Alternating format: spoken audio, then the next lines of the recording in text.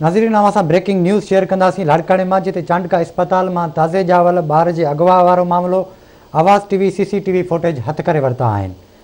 अहम ख़बर है अमांखे लाड़काणे में अपडेट कंदा हलूं त लाड़काणे जी चांडका अस्पताल में ताज़े ॼावल ॿार जे अगवा वारे मामले में आवाज़ टीवी CCTV फुटेजिस हथ करे वरिता आहिनि। फुटेजिस में नज़र अची रहियो आहे त हिकु औरत ॿाड़ी खे खणी वञी रही आहे। औरत सां गॾु हिकु मर्द बि गॾु आहे। अमांखे अपडेट कंदा हलूं ब्रेकिंग न्यूज़ आहे त लाड़काणे में चांडका अस्पताल में ताज़े ॼावल ॿार जे अगवा वारे मामले में आवाज़ टीवी CCTV फुटेजिस हथ करे वरिता आहिनि। फुटेजिस में साफ़ नज़र अची रहियो आहे त हिकु औरत ॿाड़ी खे खणी वञी रही आहे। औरत सां गॾु हिकु मर्द बि गॾु आहे। अवां सां अहम ख़बर शेयर पिया कयूं लाड़काणे मां, जिते चांडका अस्पताल मां ताज़े ॼावल ॿार जे अगवा वारो मामिलो आवाज़ टीवी CCTV फुटेज हथ करे वरिता आहिनि। वधीक तफ़सील मालूम कंदासीं रशीद समो खां। जी रशीद, छा अपडेट्स आहिनि? जी बिल्कुल, रात जो देर सां ही वाराए वासी औरत ही मुमताज़ खातून जंहिंजी डिलीवरी थी लाड़काणे जी चांडका अस्पताल जे औरतुनि वारी अस्पताल में, जंहिंखां पोइ हुनजी जेको ॿार हो, जेकी ॿारड़ी ॼाई उहा हुतां मुबैना तौरु अगवा थी वई, जंहिंजा जेके CCTV फुटेज आहिनि उहे आवाज़ टीवी हथ करे वरिता आहिनि।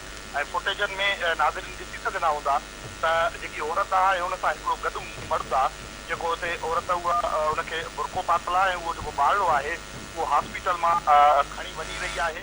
ऐं इन ई हवाले सां असांजी ॻाल्हि थी आहे, उन्हनि जो चवणु आहे त ही जेके ॿारड़े जेके औरत ॿारड़ो खणी वञी पई रहे ऐं शाम जो 6 खां वठी गुज़िरियल ॾींहुं अस्पताल में उते घुमे पई, जो जॾहिं देर सां डिलीवरी थी आहे त ही अंदरां वार्ड मां अंदरां ॿार खणी वञी रही हुई ऐं हुनजे वारसनि जो जे औरत डिलीवरी कई मुमताज़ खातून, उन उते रड़ियूं बि कयूं त ही मुंहिंजो ॿारड़ो खणी पई वञे, पर हिन में अस्पताल इंतिज़ामिया या ॿियो जेके माण्हू आहे हुते मौजूदु उन्हनि कोई बि उन औरत खे न रोकियो ऐं औरत आसानीअ सां जेको ॿारड़ो हो उहो खणी वञी रही आहे। इहो CCTV में बि नज़र अची रहियो आहे ऐं हिन जा जेके CCTV फुटेज आहिनि ॿारड़े अगवा वारे जा, उहे आवाज़ टीवी हथ करे वरिता।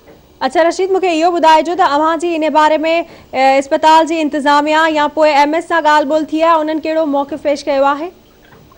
जी बिल्कुल, AMS आहे इशफाक सूमरो, जेको चांडका अस्पताल जे औरतुनि वारी जेकी अस्पताल आहे उनजो चवणु आहे त इन जी मुकमल असां जांच करे रहिया आहियूं ऐं CCTV फुटेज बि उनजो चवणु आहे त हथ कया आहिनि। ऐं अस्पताल इंतिज़ामिया जो जेको AMS आहे डॉक्टर इशफाक सूमरो, उनजो वधीक इहो चवणु आहे त जेको औरत सां गॾु मर्द आहे उहो हिननि जो पंहिंजो वारिस आहे, जिन जो ॿार गुम थियो आहे।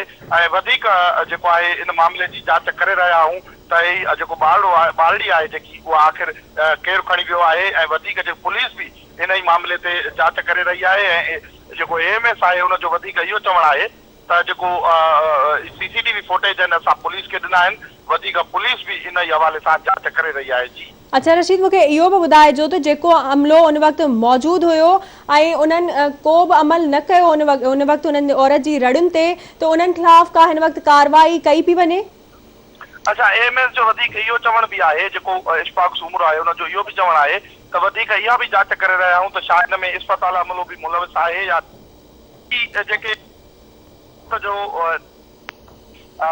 मक़सूद चांडियो उनजो इहो चवणु जे उन बि कयूं, पर उनजो ठीकु आहे रशीद, वॾी महिरबानी अपडेट्स ॾियण लाइ।